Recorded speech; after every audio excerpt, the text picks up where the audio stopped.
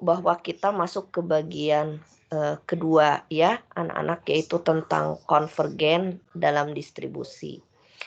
Jadi dalam konvergen distribusi ini gitu ya, ini sebetulnya terdiri dari beberapa subbab. Jadi kalau kalian membaca kembali buku Introduction to Mathematical Statistics-nya begitu ya. Nah, ini merupakan apa ya? Terdiri dari beberapa subbab ya yang kita bahas kemarin sedikit demi sedikit. Jadi di dalam konvergen dalam distribusi juga ya, kemarin kita sudah masuk begitu ya, bagaimana kita membahas dulu definisi konvergen dalam distribusi, itu pertama. Yang kedua, kita juga sudah membahas beberapa sifat dari konvergen distribusi ya, yang kemarin sebetulnya kalau di dalam buku sedikit sekali ya anak-anak dibahas proofnya begitu, buktinya. Jadi itu juga nanti menjadi satu exercise PR buat kita untuk bisa dibahas ya, teorema-teorema yang berkaitan dengan sifat konvergen dalam distribusi ya, kalau tidak salah ada 4 buah begitu. Nah, itu yang kedua. Yang ketiga, kemarin Ibu menyajikan sebetulnya tidak ada di buku Hoek and Craig, yaitu hubungan ya antara beberapa macam jenis konvergensi ya. Jadi kemarin kita sudah sama-sama tahu bagaimana dari skema ya yang kemarin digambarkan hubungan antara konvergen kuat ya, dengan istilah kemarin konvergen dalam peluang dengan peluangnya 1 ya atau hampir pasti. Kemudian konvergen lemah yang merupakan konvergen dalam peluang, juga konvergen dalam distribusi, dan juga konvergen rataan kuadrat ya kemarin. Jadi disajikan hubungan-hubungan tersebut. Nah, sekarang Ibu akan masuk ke bagian sebetulnya kalau di buku Hoek and Craig malah baru bagian pertama itu, anak-anak ya, yang merupakan bagian dari konvergen dalam distribusi. Jadi Ibu tulis aja keempat lah sebetulnya bagiannya. Yaitu di sini ada istilah terbatas dalam peluang ya, atau bounded in probability. Jadi kalau di buku Hoek and Craig kalian itu pas di halaman 300 ya, yang membahas tentang terbatas dalam peluang. Masih di bab yang sama ya, yaitu 5.2. Nah, di sini saya berikan catatan ini anak-anak karena saya belum lengkap ya membuat dalam PPT-nya.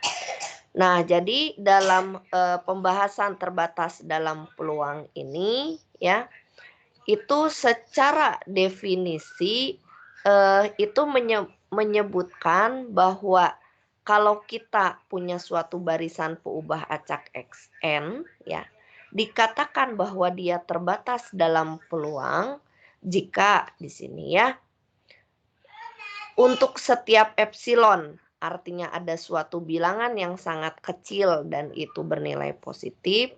Nah, ini terdapat suatu barisan B ya, B di sini B epsilon ya. Jadi kita punya suatu barisan lagi ya, yang dimana dia tadi digunakan dalam suatu bilangan yang sangat kecil. Nah, barisan ini bernilai positif ya. Jadi artinya bahwa dia memang di atas maksudnya di atas nilai 0 ya, positif semua. Dan kita punya suatu bilangan di sini n epsilon yang merupakan bagian dari n gitu ya. Nah, sehingga jika ada n yang lebih besar dari n epsilon ini, maka berlaku peluang bahwa tanda mutlak barisan itu adalah kurang dari B epsilon, itu nilainya adalah lebih besar dari 1 kurang epsilon. Nah, di sini bermakna apa begitu ya. Jadi artinya kalau Anda lihat ya beberapa simbolnya, Anda tahu bahwa epsilon itu nilainya adalah kecil begitu ya, sekecil-kecilnya biasanya karena dia biasanya menunjukkan sesuatu error atau suatu sisaan gitu ya, sisa. Nah, jadi di sini kalau kita lihat misalnya ini adalah suatu nilai yang kecil, berarti kan 1 kurangi 1 dikurangi epsilon itu pasti suatu nilai yang besar ya. Nah, hal ini bermakna bahwa peluang ya si XN itu berada di antara ini itu berpeluang besar. Ya, jadi bisa dikatakan begitu. Nah, artinya bahwa apa sih makna tanda mutlak XN ini kurang dari sama dengan B epsilon? Nah, itu kalau kita jabarkan Anda tahu ya tanda mutlak. Artinya bahwa nilai XN ini ada di antara min B epsilon dan B epsilon. Gitu ya. Jadi artinya dia berada dalam suatu barisan yang sudah di ujung-ujung gitu. Kebayang saya sudah di ekor-ekor dan dia nilainya itu berada di dalam sesuatu yang nilainya udah nggak besar begitu anak-anak ya. Jadi kalau misalnya sebentar ya.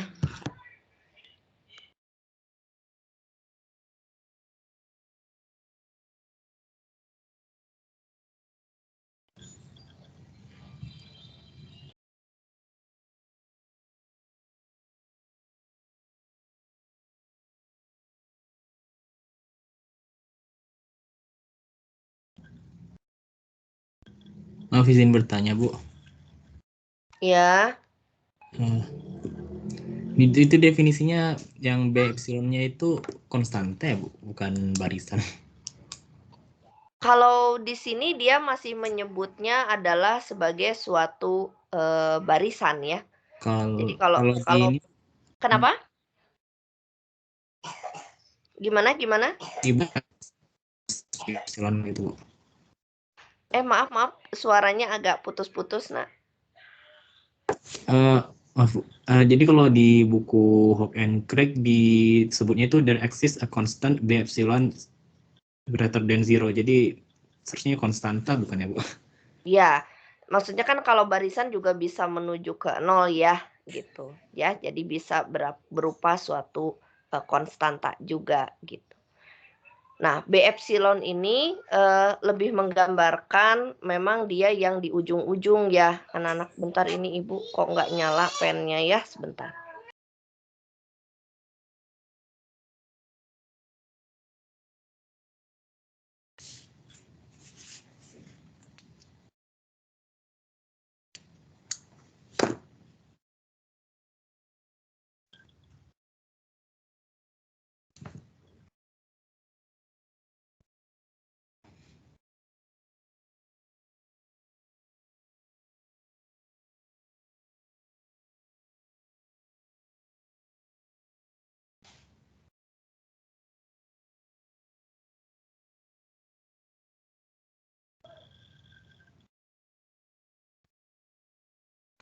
Maaf nih anak-anak ini nggak nyala nih pennya, nggak tahu ya, nanti mungkin Ibu tambahkan sebagai satu ilustrasi ya. Jadi tadi bahwa XN itu di sini ya Ibu cek kembali betul ya, di sini terdapat suatu konstanta ya, yaitu B epsilon lebih besar dari 0. Berarti dia adalah suatu nilai yang positif begitu ya. Dan di sini tadi Ibu menyebutkan bahwa XN ini berada di antara negatif dari suatu konstanta dan positifnya ya, di mana E ini bermakna adalah ya artinya B itu bukan bilangan yang sembarang ya anak-anak, melainkan dia ada di suatu nilai yang berada di ujung-ujung. Jadi kalau misalnya mungkin Ibu ke ini dulu deh ya anak-anak ya, ke Ibu buka dulu PowerPoint kosong ya supaya bisa mencoret-coret ya. Ini Bu, ke sini dulu.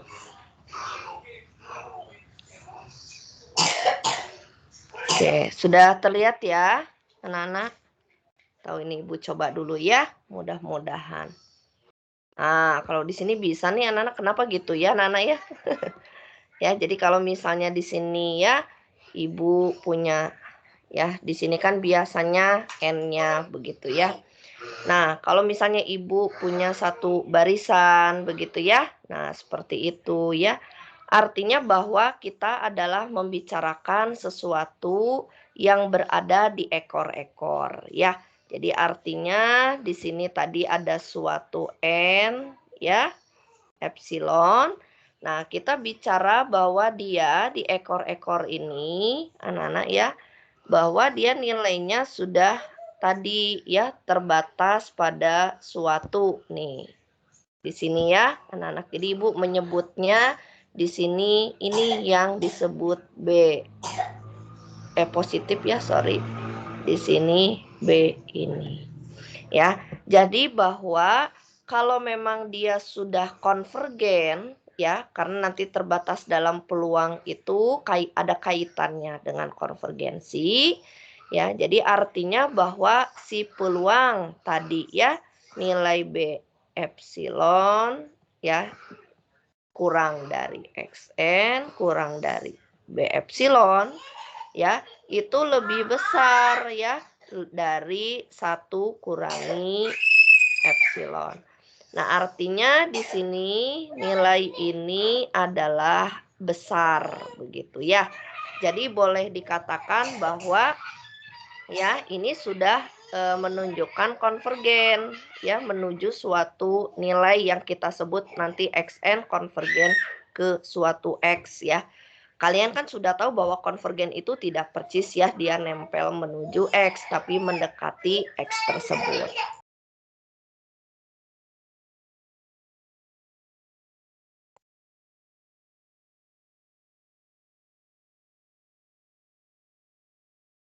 Nah, jadi kembali ke sini bahwa ini menjadi suatu jaminan ya, bahwa yang tadi konvergen itu dan berpeluang besar ini pada sisa atau pada ekor-ekornya ya.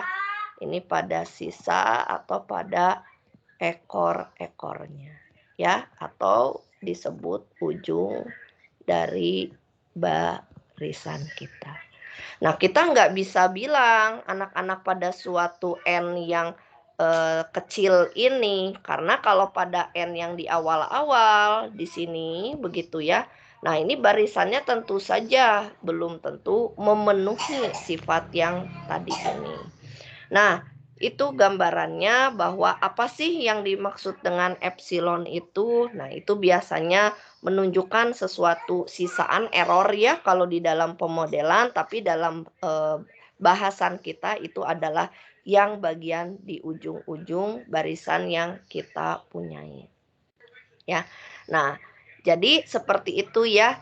Jadi artinya bahwa kalau nanti Anda mau membuktikan barisan tersebut itu terbatas dalam peluang ya, Anda harus bisa membuktikan bahwa berlaku peluangnya itu lebih besar dari 1 kurangi epsilonnya.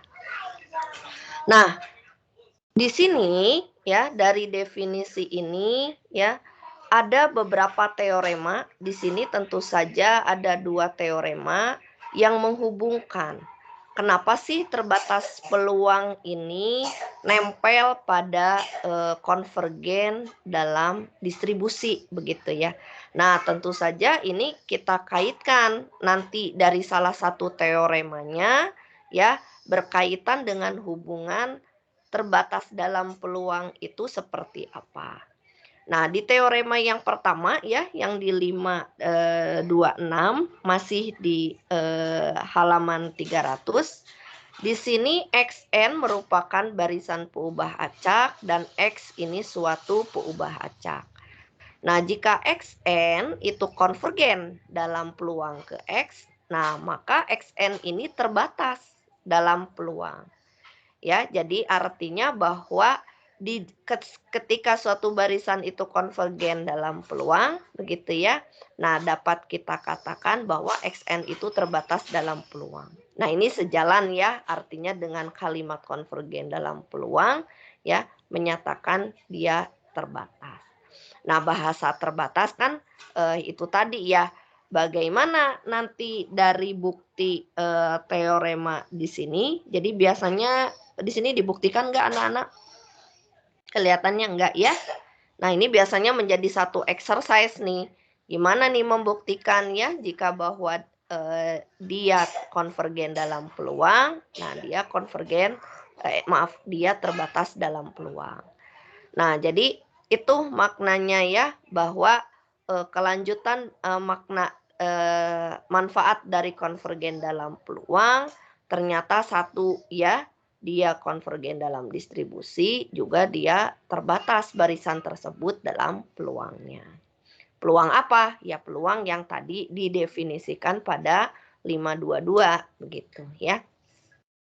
Nah, kemudian yang berikutnya yaitu di teorema 527 ya.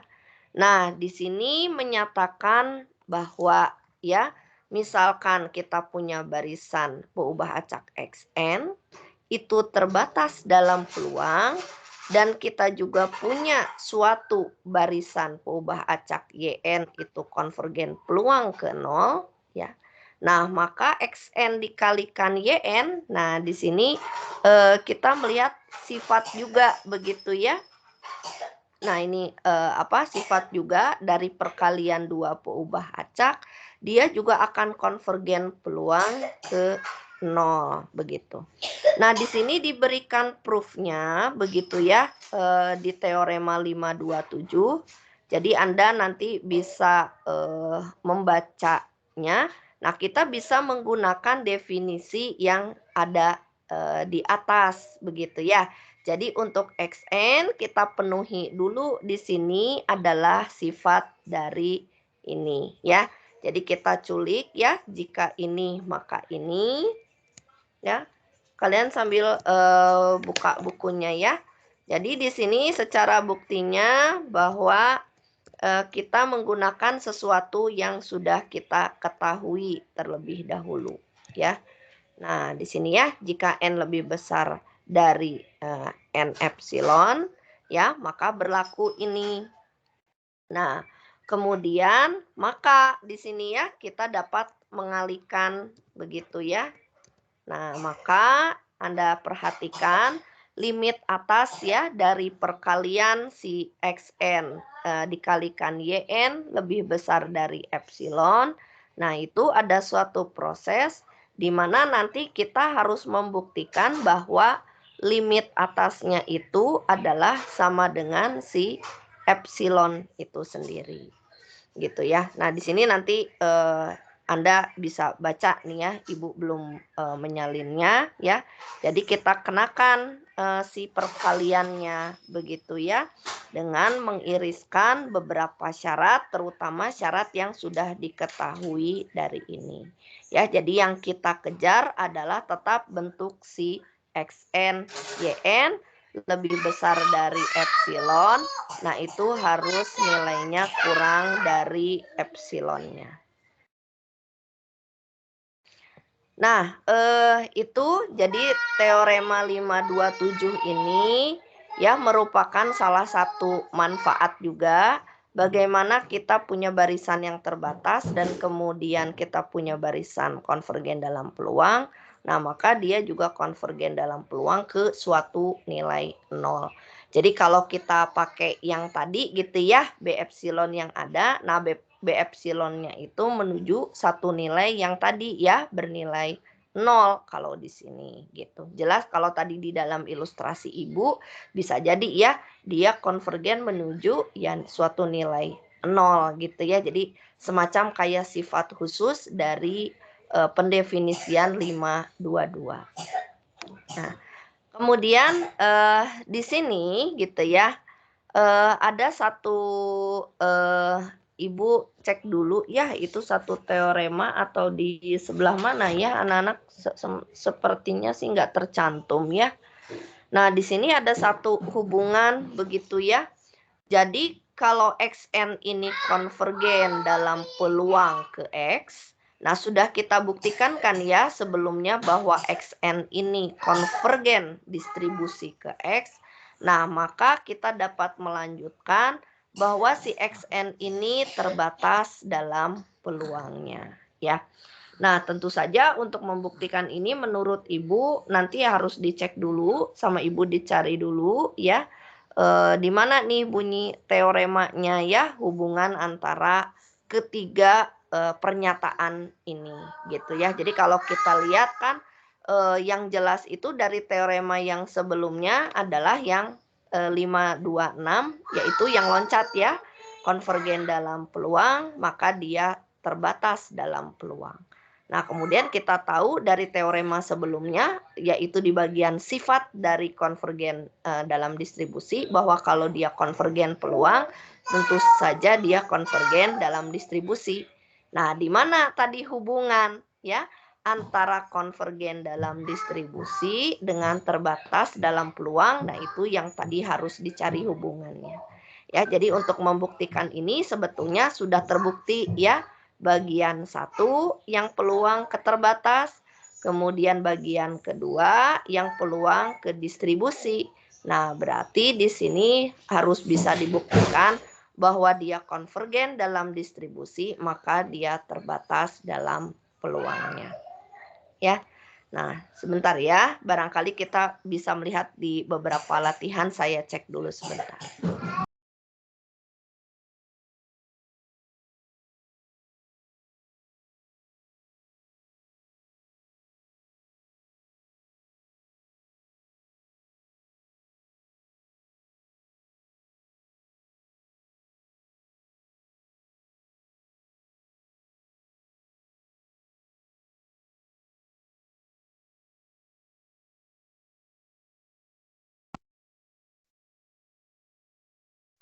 Oke, kalau di latihan 52 exercise 52 sebetulnya tidak ada ya pembuktian pernyataan yang tadi Ibu sebutkan ya. Jadi sebetulnya ini tinggal pakai saja dulu. Nanti Ibu cek di dalam buku Wakerly ya, apakah ada tidak bunyi teorema tersebut. Jadi biasanya ini ada penggabungan gitu ya, anak-anak antara buku Hock and Craig dan juga antara buku Wakerly ya. Oke, itu ya dari teorema-teorema berkaitan dengan terbatas dalam peluang. Nah, yang berikutnya adalah metode delta ya. Sering di sini delta ini langsung saja ditulis delta tanpa kita sebutkan panjangannya gitu ya. Jadi langsung kita sebut metode delta. Nah, metode delta ini manfaatnya adalah sama, yaitu mencari distribusi asimptotik dari fungsi suatu peubah acak yang distribusinya diketahui. Nah, anak-anak sudah tahu ya yang lalu bahwa kita pernah mencoba suatu contoh mencari distribusi asimptotik ya dari suatu barisan peubah acak yang diketahui distribusinya. Ya, jadi waktu itu kalau tidak salah kita membuktikan dia asimptotik kepada suatu distribusi apa ya? Yang lalu anak-anak eksponensial atau apa ya? Sebentar Ibu cek dulu ya ke atas biar kalian tahu ininya sambungannya.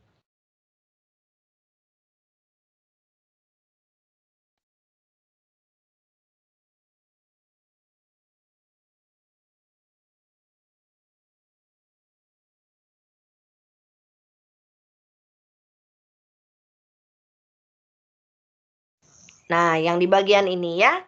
Jadi kemarin Ibu mengingatkan lagi, kita sudah mencoba suatu contoh, ada barisan berdistribusi uniform. Ya, ini sekilas saja Ibu ingatkan ya. Nah, kemudian kita membangun suatu peubah acak baru namanya Zn, di mana Zn ini menggunakan atau memanfaatkan statistik terurut maksimum ya dari barisan Xn. Nah, kemudian Zn ini kita harus menunjukkan bahwa dia konvergen dalam distribusi. Nah, kemana distribusinya? Nah, ini adalah konvergen distribusi ke eksponensial ya, dengan parameternya theta yang merupakan batas dari distribusi uniform. Nah, kemarin kan kita sudah bahas bahwa konvergen dalam distribusi itu tidak lain disebut sebagai distribusi limit ya, atau distribusi asimptotik.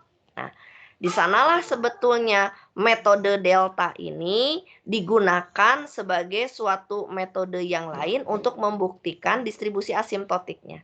Jadi kalau boleh dibilang ini merupakan cara kedua begitu anak-anak ya. Jadi cara pertama adalah dengan menggunakan fungsi distribusi itu sendiri seperti yang dicantumkan pada penurunan yang sudah kita dapatkan gitu ya. Nah, kemudian yang kedua, nah bisa memanfaatkan metode delta ini. Ya, jadi nanti dalam latihan soalnya itu biasanya cari distribusi limit begitu ya. Distribusi limit dari suatu barisan Pobacak menggunakan metode delta gitu. Jadi di sini itu ya merupakan cara yang kedua, begitu boleh saya bilang seperti itu. Ya, untuk menentukan sama tadi distribusi asimptotik Pobacak. Jadi kalau kayak tadi distribusi asimptotiknya yaitu eksponensial. Nah, itu yang ingin kita tuju begitu ya. Nah, tentu saja di sini Pobacaknya ya distribusinya harus diketahui seperti di soal yang sebelumnya begitu.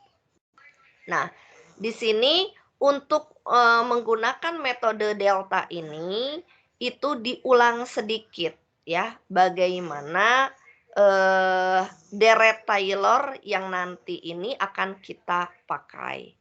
Nah, hampiran deret Taylor itu biasanya kalian ingat itu muncul ketika kita akan menurunkan suatu fungsi ya.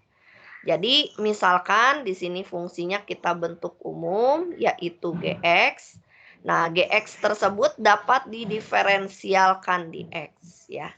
Atau bisa kita tulis ya menggunakan hampiran atau aproksimasi deret Taylor di mana disebutnya juga deret ya.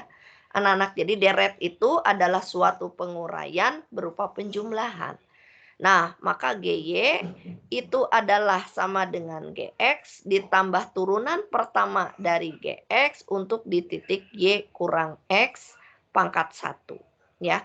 Nah, kemudian ditambah dengan setengah ya dikalikan turunan kedua dari GX ya dikalikan Y kurang X pangkat 2 ditambah titik-titik. Ya, tambah titik-titik ya artinya berlaku ya, yang ini kan kalau tidak salah setengah ini 1/2 faktorial. Berarti di sini pun 1/3 faktorial G turunan ketiga Y min X pangkat 3 dan seterusnya. Nah, Anda perhatikan bahwa bagian dari setengah mulai dari bagian suku ke, saya sebut ini mungkin suku ke-1 ya, suku kedua itu yang turunan pertama, suku ketiga itu turunan yang kedua. Nah, mulai dari suku ketiga dan seterusnya itu kita tulis sebagai O dari tanda mutlak Y kurang X. Nah, apa O ini ya? O ini disebut sebagai O kecil ya disebutnya, atau dalam bahasa Inggrisnya little o. Nah, di mana little o ini menyatakan bahwa ya, jadi dia kayak suatu function begitu ya, bahwa A itu sama dengan O dari B. Nah, ini jika dan hanya jika bahwa kalau A Anda bagi dengan B, nah dia menuju bernilai 0 saat B-nya semakin kecil. Jadi kalau B-nya semakin kecil ya A dibagi B ini ya juga dia akan mendekati nilai 0 begitu. Nah, Anda perhatikan di sini bermakna bahwa A lebih cepat menuju 0 dibandingkan penyebutnya begitu ya. Jadi karena dia adalah fungsi dari sesuatu yang kecil ya dia lebih cepat kecil. Jadi kalau misalnya bayangan saya fungsinya kan bisa apa aja ya anak-anak, misalnya X kuadrat atau X pangkat 3 ya. Artinya bilangannya makin kecil ya nilai A juga lebih cepat kecil karena misalnya bentuknya power dan seterusnya. Nah, seringkali ya kalau dalam benak saya little o ini bisa diabaikan anak-anak. Jadi di beberapa kasus di dalam statistika seperti nanti misalnya ini contoh saja ya anak-anak, tapi mungkin tergantung kalian nanti kalau kalian mengambil semacam kuliah pilihan apa ya sebentar analisis multivariate. Nah, ada salah satu subbabnya tuh membahas tentang proses titik ya atau proses Poisson. Nah, itu ada tuh little o itu dipakai di situ. Jadi little o itu semacam kayak kita abaikan nilainya, anggap nilainya sudah sangat kecil mendekati nilai 0 gitu ya. Nah, jadi di sini kita bisa menggunakan bahwa ya nanti untuk mendiferensialkan GY ini hanya terdiri dari 2 suku yang awal saja yang dianggap nilainya berarti.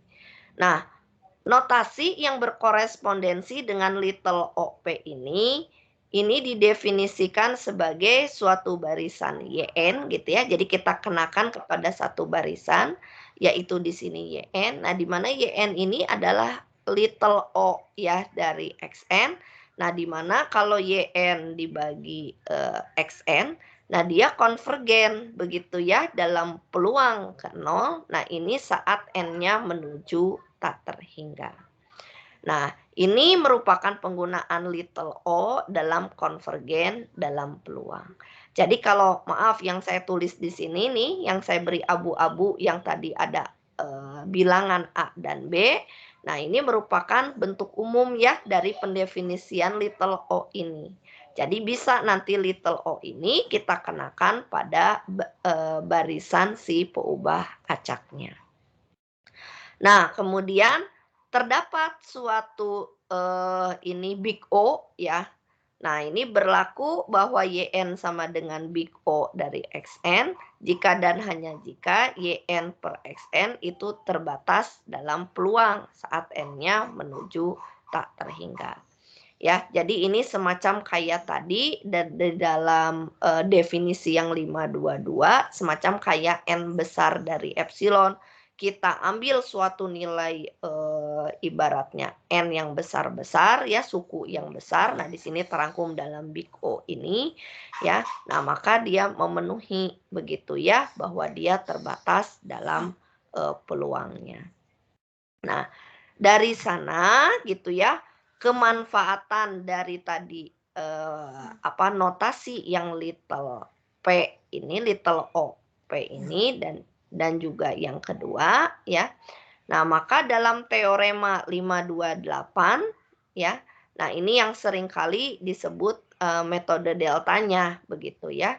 Misalkan kita punya barisan YN yang merupakan barisan peubah acak yang terbatas dalam peluang dan kemudian kita punya barisan XN yang merupakan fungsi ya atau little o dari YN-nya. Nah, maka XN ini akan konvergen ya dalam peluang ke 0 begitu ya untuk N yang tentu saja mendekati tak terhingga. Ya, nah 0 ini wajar ya mendekati 0. Kenapa? Karena tadi saya bilang bahwa little o itu menyatakan sesuatu yang nilainya itu bisa Anda abaikan atau bisa kita nolkan. Nah, barangkali ya menurut saya teorema ini banyak dipakai manfaatnya walaupun nggak dibicarakan bahwa dia konvergen dalam peluang. Karena seringkali nanti ujung-ujungnya ya kita anggap bahwa suku tersebut atau nilai yang little o itu sudah kita abaikan begitu ya.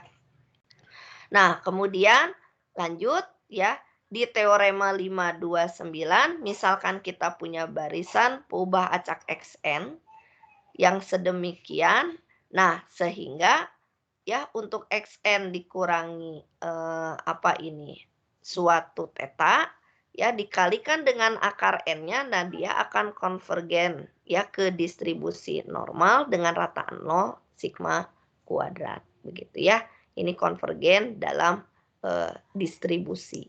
Nah, ini yang tadi saya bilang ya bahwa metode delta yang tadi kita kita definisikan di atas. Nah, manfaatnya adalah tidak lain nanti kita bisa membuktikan dia konvergen atau memiliki distribusi asimptotik menuju distribusi normal begitu. Nah, jadi di sini misalkan nanti kita punya fungsi Gx ya yang terdiferensialkan di theta. Nah, maka kita tahu bahwa turunan pertamanya itu jelas tidak nol begitu ya. Nah, maka semacam kita ganti ya fungsinya Gxn ini dikurangi G theta. Nah, dia pun akan konvergen ya distribusi ke distribusi normal ya dengan rataan 0 dan variansinya sigma kuadrat dikalikan turunan pertama ini kuadrat. Jadi ini dengan cara nanti Anda menurunkan ekspektasi ya dan variansi dari si Gx ini. Artinya diapain, Bu? Ya dimasukkan ke dalam fungsi yang tadi menggunakan hampiran deret Taylor begitu. Nah, kemanfaatannya ini tergantung dari xn ya dan xn ini sendiri. Jadi misalkan nanti fungsinya itu adalah rata-ratanya ya seperti di sini xn bar gitu. Jadi nanti ini bisa kita manfaatkan gxn-nya ini kita ganti dengan xn bar dan tentu saja g theta-nya kita ganti dengan rataan ya.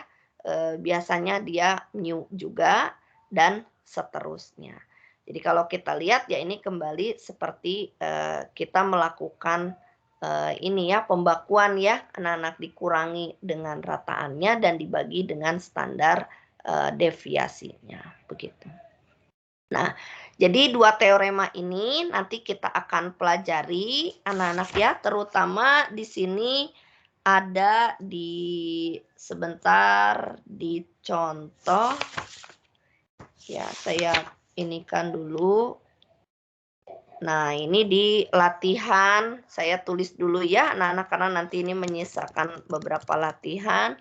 Di latihan 5, 2, 12. Ya, jadi bahwa di latihan ini, ya, itu diminta ya. Di sini adalah menentukan ya distribusi limit ya dari sini Ibu masukkan dulu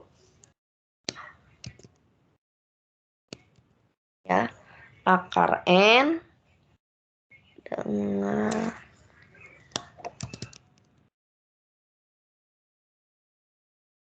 ini kalau kalian nanti ngerjain TA ya anak-anak nggak boleh males nih nulis-nulis begini nih anak-anak ya ini satu hal yang paling kalau buat anak matematika lumayan nih siapa yang udah terbiasa nih anak-anak ya harus nggak boleh males nih ya untuk mengerjakan bagian-bagian yang ngetik begini.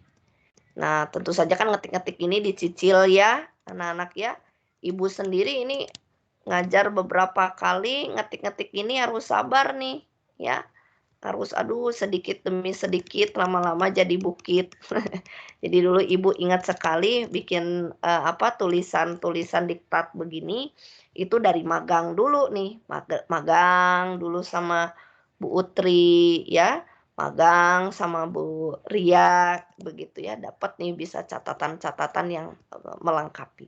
Nah ini anak-anak jadi di latihan 5, 2, 12 ini pernah ya kami keluarkan itu di UTS ya. Jadi kita ingin menentukan distribusi limit dari ini. Nah menggunakan metode delta. Nah sebetulnya secara feeling ya anak-anak secara feeling. Nah ini larinya nanti harus menuju ke ini gitu. Jadi intinya adalah nanti kita mau pakai teorema 529 ini untuk membuktikan bahwa nanti dia larinya memang ke distribusi normal. Ya. Nah, distribusi normal dengan rataan 0 dan tentu saja nah ini variansinya berapa? Gitu ya. Nah, variansinya berapa? Nah, tentu saja kan kita harus melihat bentuk fungsinya. Jadi kalau boleh dibilang di sini bentuk function gitu ya. Jadi ini nanti dengan Misalkan begitu ya, fungsi GN-nya itu adalah bentuk yang di depan ini. Ya, ini. Nih ya. Nah, artinya nanti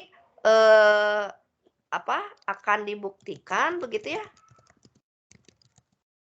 Distribusinya adalah normal ya. Nah, rataannya itu adalah 0 dan variansinya itu adalah dengan Anda memasukkan begitu ya fungsi ini ya. Nah, ini ya. Nah, di mana di sini kan tetanya tadi 1 ya kalau melihat fungsi di sana begitu ya. Nah, tapi turunannya apa? Nah, tentu saja bicara turunan ya, bahwa fungsi akar ini semacam harus kontinu ya, anak-anak bisa kita turunkan begitu ya, sehingga kita bisa mendapatkan bentuk akarnya. Nah, ini gambaran saja dulu ya, tapi nanti kita akan coba bahwa soal ini pernah kita keluarkan ya dengan menggunakan. Jadi dia nggak mau nih pakai fungsi distribusi anak-anak, tapi menggunakan di sini metode delta ya. Oke, sebentar ya, anak-anak.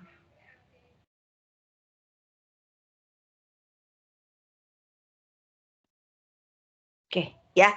Itu saja dulu ya. Jadi kita bisa menggunakan metode delta untuk menentukan distribusi limit selain dengan tadi dengan cara metode fungsi distribusi yang pertama sudah pernah kita cobakan.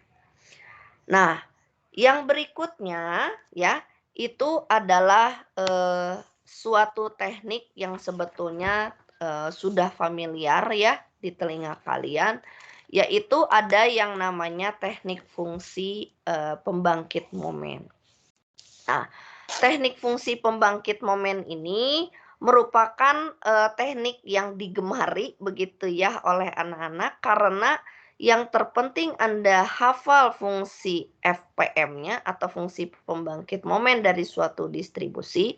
Nah, maka mudah sekali gitu kita untuk membuktikan suatu distribusi limitnya.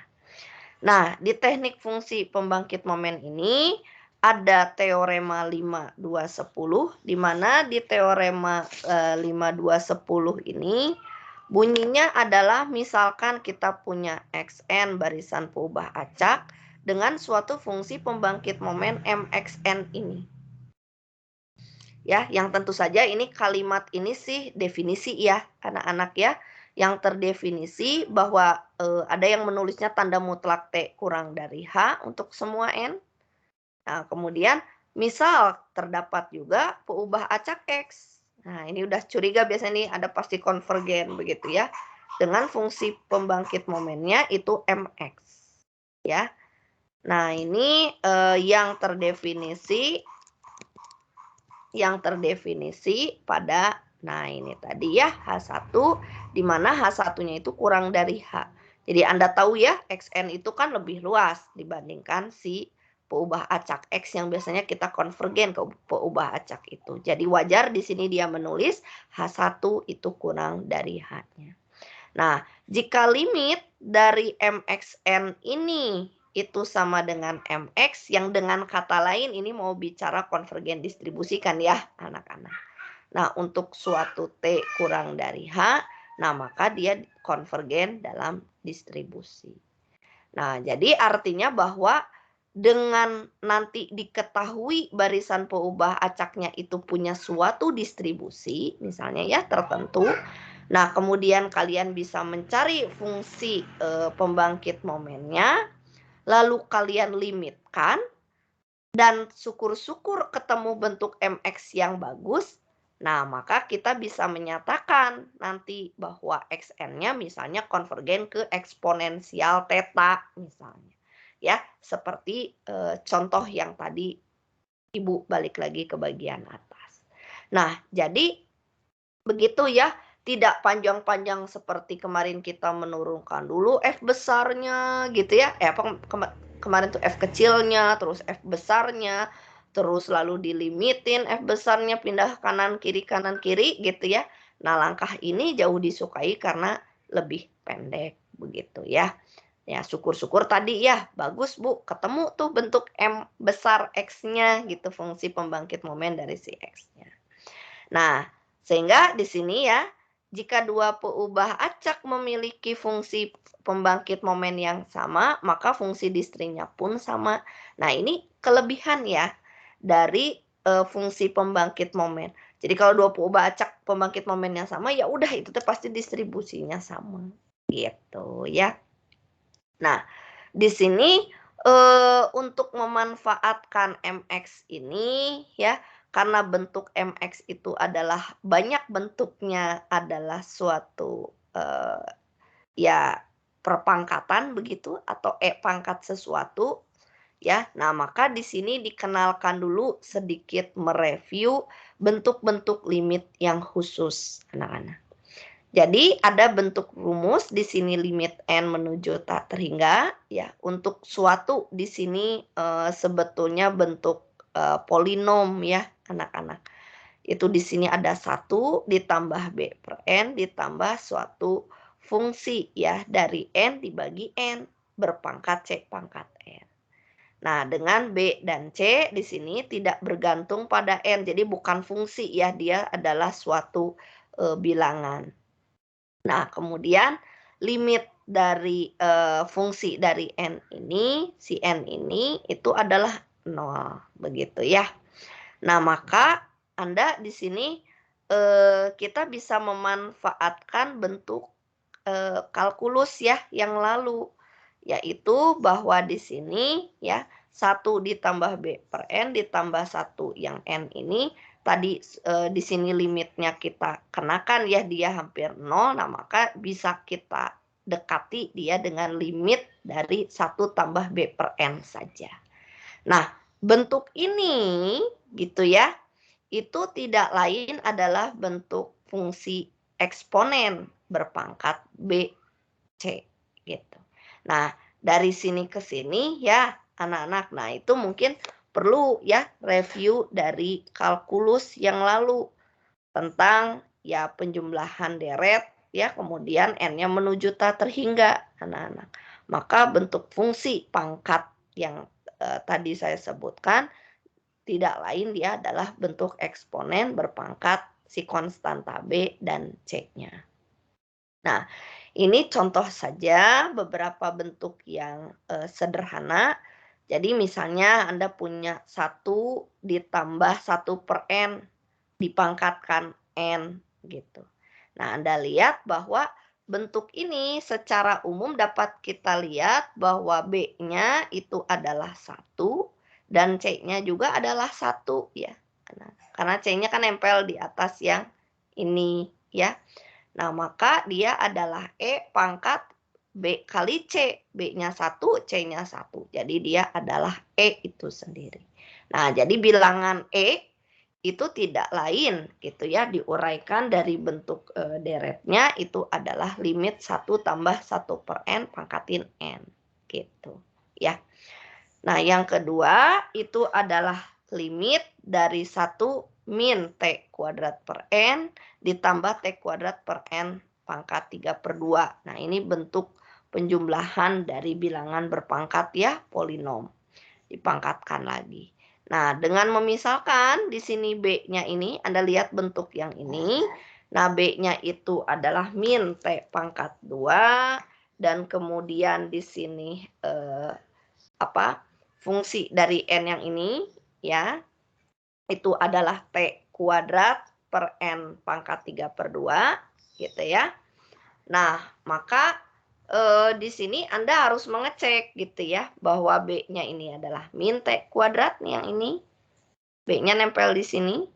Nah, C-nya itu adalah temannya pangkat dari N, berarti dia min setengah begitu ya. Nah, maka hasilnya adalah begitu. Di sini dia tidak lain adalah 1 tambah B per N. Jadi 1 ditambah hanya 2 suku. Yang ini dipangkatkan min setengah N. Dari mana? Ya dari sifat yang tadi ya, yang di baris yang terakhir. Nah, maka dia adalah E pangkat setengah T kuadrat. Begitu ya, karena B kali C-nya di situ setengah T kuadrat. Nah, dengan jangan lupa ya harus dilihat dulu ini nih, karena syaratnya ini ya. Limit dari fungsi yang ini yaitu di sini artinya T kuadrat per N pangkat 3/2. Nah, dia harus 0 begitu. Jelas ya 0 ya, karena di sini kan N-nya yang bagian penyebutnya menuju tak terhingga menuju besar sehingga nilainya dia 0. Nah, jadi bentuk E inilah nanti yang akan kita lihat dia secara mudah sebagai bentuk fungsi pembangkit momennya. Nah, ini ada contoh 526 sama ya di sana pun. Nah, misalkan di sini YN itu berdistribusi binomial dengan parameternya adalah N banyak percobaan, P peluang sukses ya. Nah, Anda tahu bahwa untuk mendapatkan rata-ratanya, mu, itu ditinggal kita kalikan N kali P. Nah, ini sama untuk setiap N. Nah, sehingga peluang suksesnya bisa saya tuliskan sebagai mu per N. Nah, tentu saja dengan mu-nya ya harus konstan ya, bukan fungsi dari yang lain. Nah, akan dicari di sini distribusi limit dari distribusi binomial dengan peluangnya ya atau peluang suksesnya ini adalah mu per N. Nah, coba Anda mungkin pernah dengar ya, coba di sini siapa yang bisa bantu Ibu. Kalau dari distribusi binomial, lalu kita mau mencari distribusi limit, artinya bahwa N-nya anak-anak itu kita perbanyak terus. Nah, kira-kira akan menjadi distribusi apa ya? Bisa bantu Ibu? Normal kan? Distribusi normal. Dari mana dulu mungkin boleh diceritakan panjang dikit? Kenapa normal?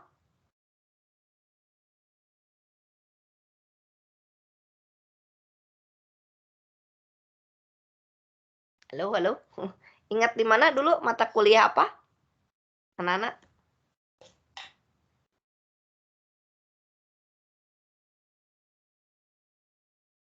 Mata kuliah apa dulu di TP, ada di TP atau di Anda? Halo, halo. Tadi siapa yang jawab Ibu ya?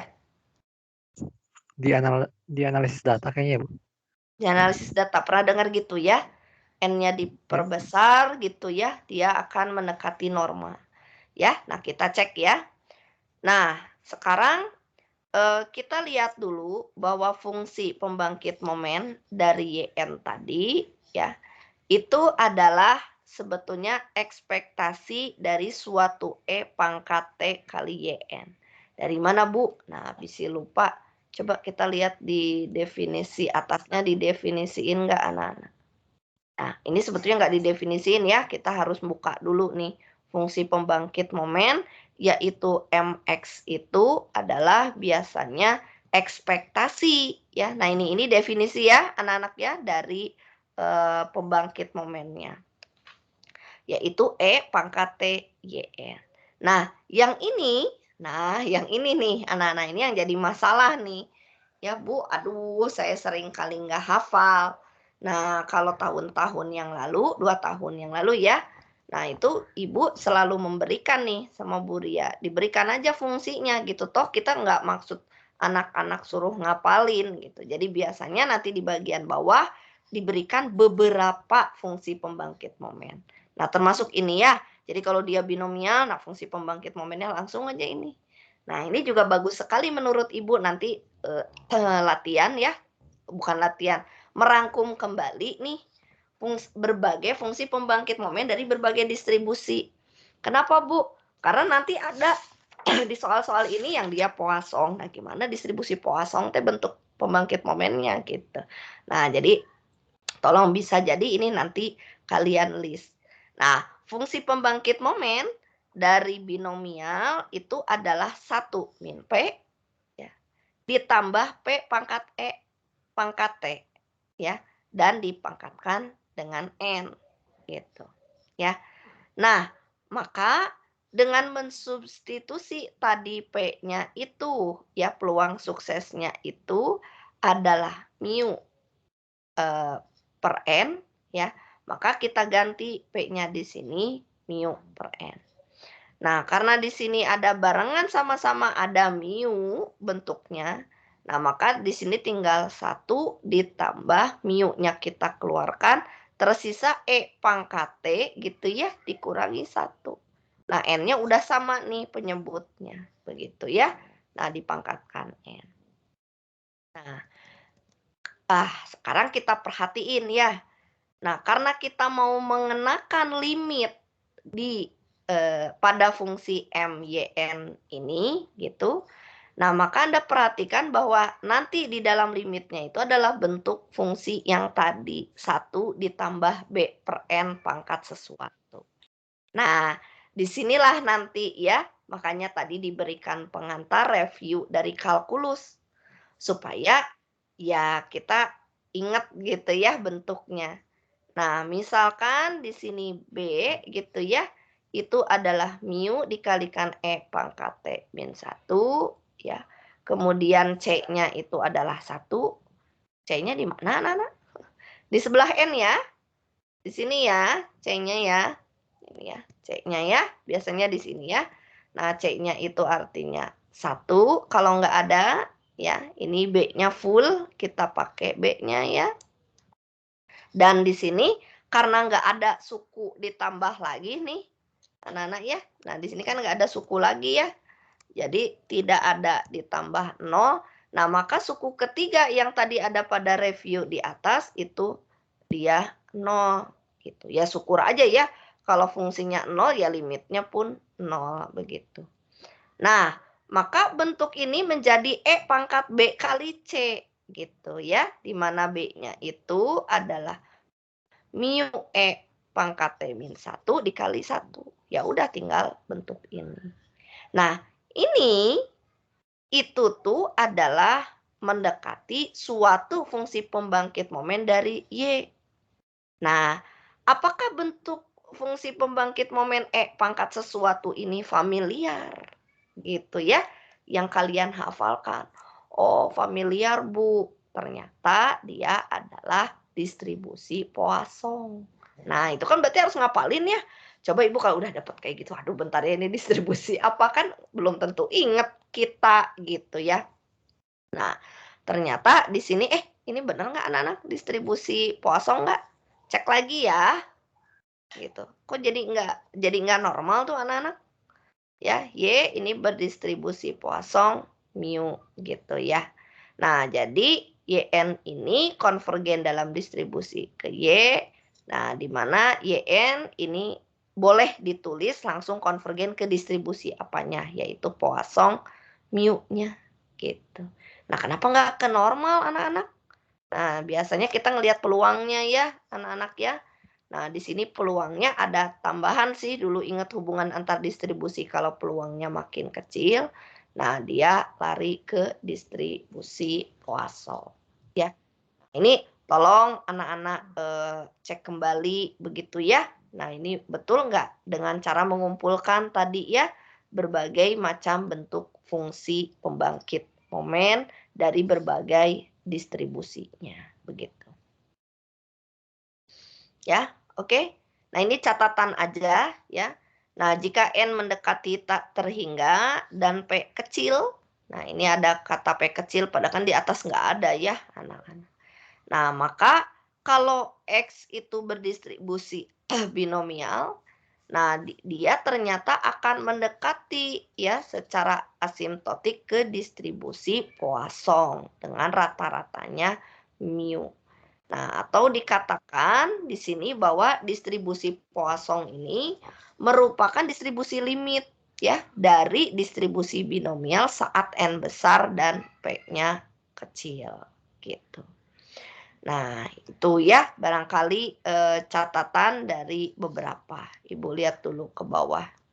Ini masih ngaruh ini anak-anak. Aduh, panjang ya. Sampai bagian itu dulu. Yang tadi ada pertanyaan, Ibu persilakan.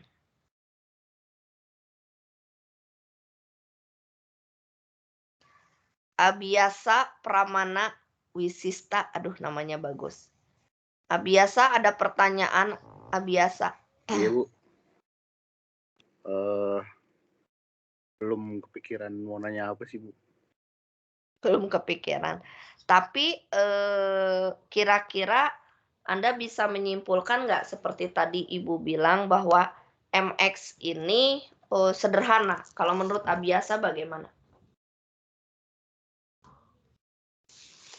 Apakah jadi lebih pendek gitu Abiasa dibanding metode yang tadi gitu ya, yang di atas pakai fungsi distribusi begitu? Kira-kira gimana Abiasa? Biasa aja Bu. Gimana Abiasa? Atau Abiasa bilang, Bu agak sulit. Boleh silakan Abiasa. Jadi lebih pendek ya Bu? Lebih pendek. Kalau kelemahannya apa Abiasa? Kalau Abiasa ngerjain gitu.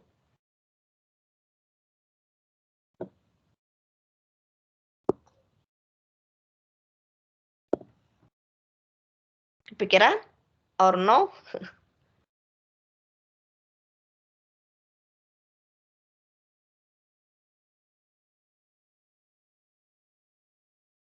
Clara Belum Vivian. kepikiran, Bu. Gimana Abiasa? Belum kepikiran Bu. Belum kepikiran. Clara. Kira-kira apa kelemahan kalau pakai fungsi pembangkit momennya Clara? Belum kepikiran juga Bu. Belum kepikiran. Yang lain?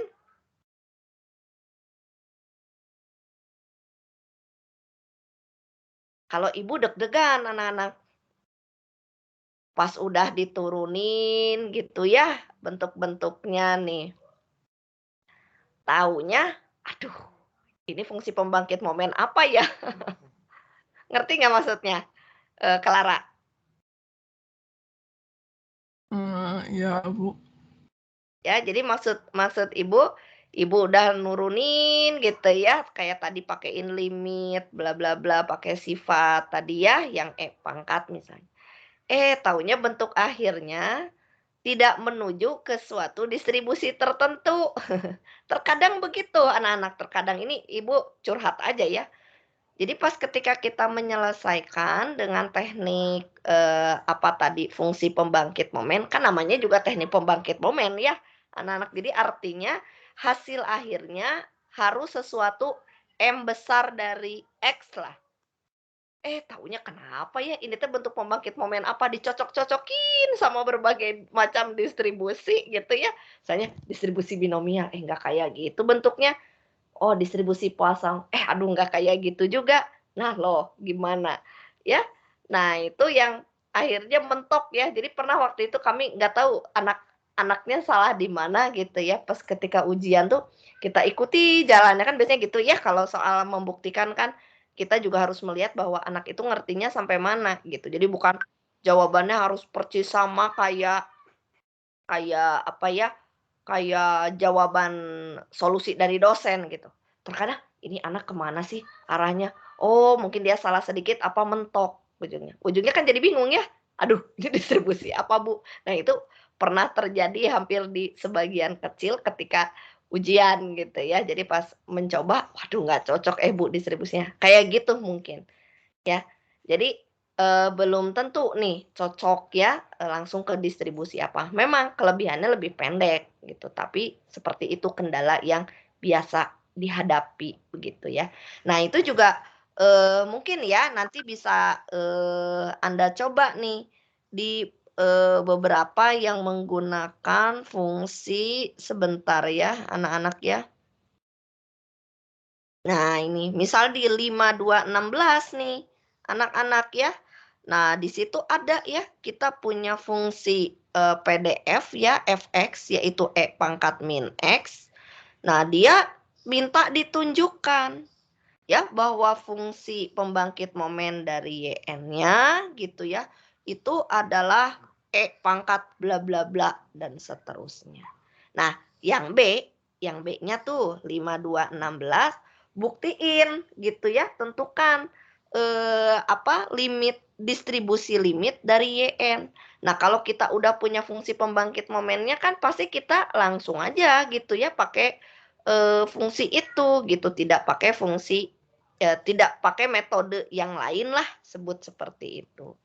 Ya, jadi di sini Ibu tambahi gitu ya. Nah, ini seperti di latihan 5, 2, 16 ya. 5, 2, 16. Ya, jadi di sini Anda diminta ya. Sebentar.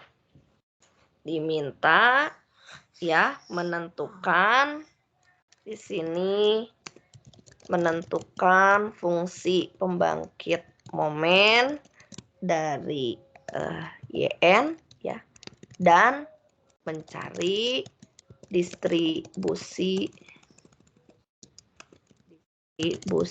limit ya dari YN, tentu saja menggunakan teknik fungsi pembangkit momen tersebut ya. Nah, ini deg-degan kalau Ibu ya.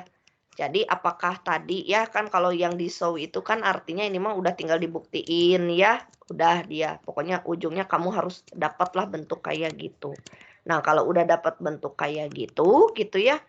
Aduh, nanti bisa dapat Y yang bagus enggak teknik fungsi pembangkit momennya begitu ya. Jadi kalau dilihat di sini ini belum dibuktikan sih distribusinya apa ya, tapi kalau kita lihat fungsi E pangkat itunya dia semacam kayak eksponensial ya anak-anak. Nah, nanti jadi apa nih ya distribusi limitnya, apakah dia eksponensial lagi atau ke distribusi normal. Nah, itu ada di latihan ini ya. Nah, ini jadi nanti bisa dicobain gitu ya sama anak tadi 52 berapa 14 ya 52 16 ya untuk mencari distribusi itu. Nah, jadi saran Ibu di sini ya, ini Anda harus membuat dulu list begitu ya berbagai macam fungsi ya pembangkit momen, singkat FPM dari semua distribusi khusus ya, baik ini diskrit gitu ya dan kontinu gitu ya. Nah, ini juga bisa ya kalian PR-nya membuat itu dulu, membuat list supaya nanti kalian bisa paham ya ketika ngerjain, oh ini mirip dengan yang ini atau ini tidak mirip dengan yang itu begitu. Nah, itu ya anak-anak. Jadi seperti itu di sini pemanfaatan dari teknik pembangkit momen yang boleh Ibu sebutkan di sini Ibu simpulkan sebagai metode ketiga gitu ya dari kita ingin mencari distribusi limit ya dari suatu barisan. Jadi kembali bahwa untuk mencari distribusi limit ada 3 teknik, Ibu bisa bilang begitu. Teknik pertama adalah menggunakan teknik fungsi distribusi disebutnya. Kedua adalah dengan menggunakan metode delta yang selalu kalau Ibu lihat mengarah memang ke normal begitu ya. Dan yang ketiga adalah dengan menggunakan fungsi pembangkit momen yang tentu saja kelemahannya Anda harus menghafal bentuk fungsi pembangkit momen.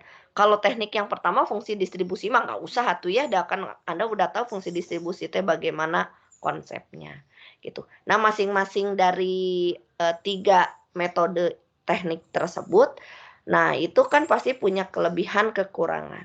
Jadi kalau misalnya boleh dibilang ya kayak Ibu pribadi, Ibu lebih suka pakai fungsi distribusi Ibu ya, Ibu pribadi karena kita bisa ngikutin bentuknya gitu ya secara tahap per tahap gitu. Nah, kalau pakai fungsi tadi metode delta begitu ya. Nah, ini selalu mengarah ke normal gitu ya. Nah, apakah selalu normal? Ibu juga penasaran gitu. Apakah metode itu bisa dibantah begitu ya anak-anak? Karena tadi kita terbukti bahwa untuk N menuju tater hingga P kecil dia lebih ke arah bentuk Poisson misalnya seperti itu.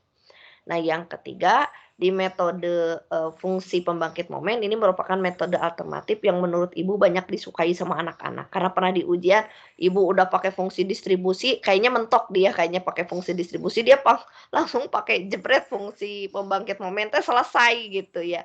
Jadi artinya biasanya Ibu ngasih 10 untuk poin itu ya 5 lah. Jadi maksudnya nggak disalahin.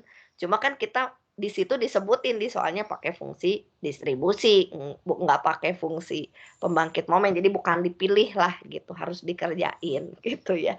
Nah, jadi kita kasih setengah poin karena mungkin dia aduh pakai fungsi distribusi susah Bu, panjang, pakai ini singkat dan ternyata dapat begitu.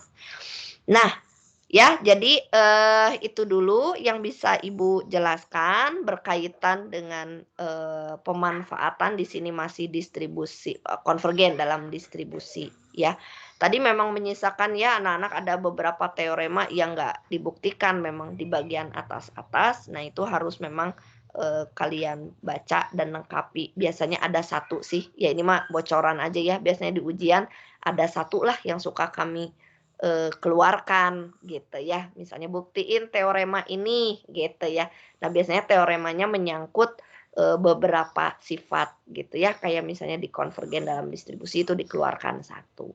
Atau misalnya teorema yang delta ini pernah kami minta keluarkan. Tapi dipandu gitu. Karena kan di metode delta ini biasanya saya baik Bu Ria itu nggak panjang lebar di metode delta. Makanya saya sekarang nerangin metode delta ya. Karena bisa jadi nanti aduh tiba-tiba Ibu sama Bu Ria suka pengen keluarin ya, gitu ya. Nah, ini ngerti nggak nih anak-anak? Jadi waktu tahun lalu tuh gitu. Kami iseng ngeluarin tapi memang ya iseng aja namanya dosen kan ada yang iseng ya anak-anak ya. Maksudnya iseng tuh bukan apa-apa sih. Kami nerangin tapi sekilas anak-anak nggak ngeh gitu. Nah, kami keluarin metode delta di situ, bukan untuk menjatuhkan kalian ya, tapi kami pandu nih, jika bunyinya gini, tuh seperti cari variansinya yang tadi pakai turunan itu. Nah, itu kami keluarkan. Tapi kami, baik saya, baik Bu Ria, tuh neranginnya nggak dalam gitu di metode delta. Nah, ternyata metode delta itu muncul ya di beberapa exercise itu pengen diujikan gitu. Gimana nih kalau pakai metode delta? Gitu ya. Nah, itu saja dulu anak-anak ya. Jadi tadinya saya teh mau latihan, cuma di sini bab 52-nya teh ternyata cukup lumayan panjang ya. Jadi memang harus saya beresin dulu ya. Jadi nanti baru kita bisa exercise sedikit demi sedikit dari sana. Ya, jadi kalau Ibu lihat di sini metode pembangkit momen ini merupakan subbab terakhir sih ya yang dipakai di subbab yang 52 ini begitu ya. Jadi insya Allah di minggu depan kita sudah bisa latihan dulu beberapa PR yang tadi saya sebutkan gitu. Oke, ada pertanyaan dulu anak-anak sebelum Ibu tutup ini?